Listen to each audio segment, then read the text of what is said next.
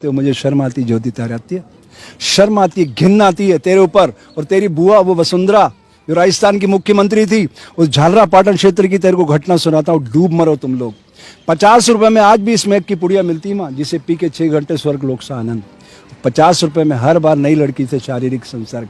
यह है आपका चरित्र, यह है ज्योतिरादित्य आपका चरित्र। बाबू क्या बड़ी बड़ी बातें कर रहे हो तुम, सेवा के लिए जा रहे हो, तुम सेवा के लिए नहीं जा रहे हो, अय्याशी के लिए जा रहे हो।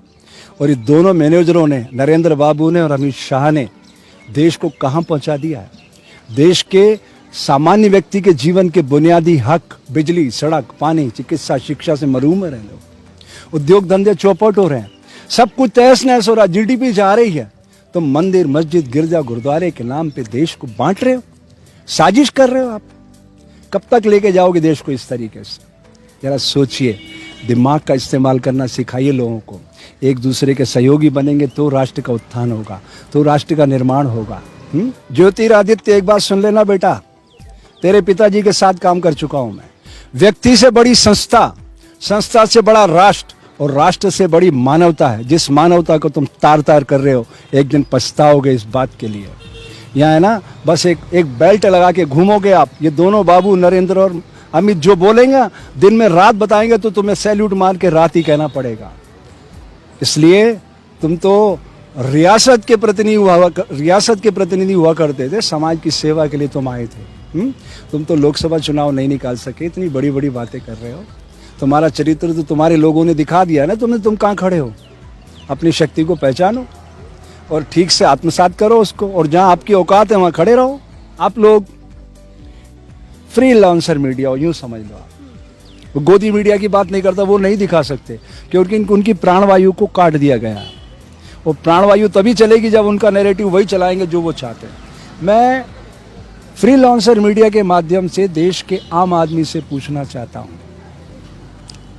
कि इन 6 सालों में, जब से ये गुजराती भाई दोनों आए हैं, देश की सत्ता पर काबिज हुए हैं, इन्होंने देश के हालात क्या कर दिया?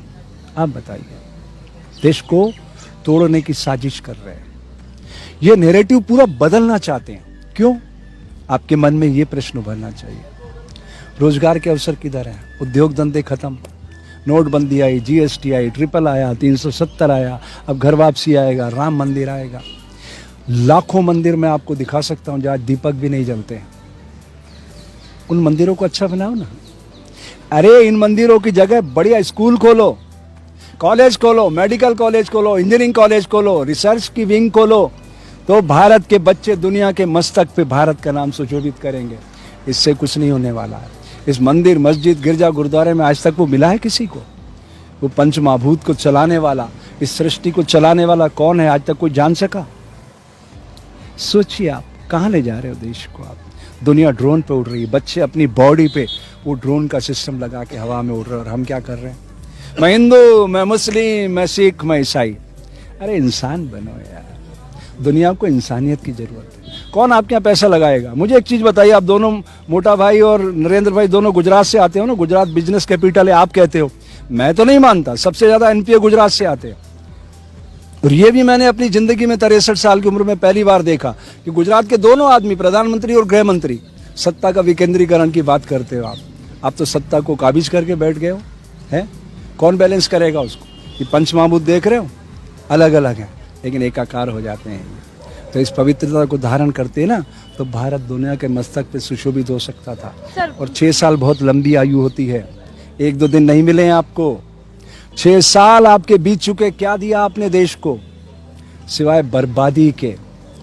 जागिए मेरे देश के मतदाताओं, नरेंद्र बाबू और अमित शाह और ये ज्योतिरादित्य, इनकी जमानतें जब्त करवाइए और नोटा को प्रत्याशी बनाइए और एक नए भारत का निर्माण करिए।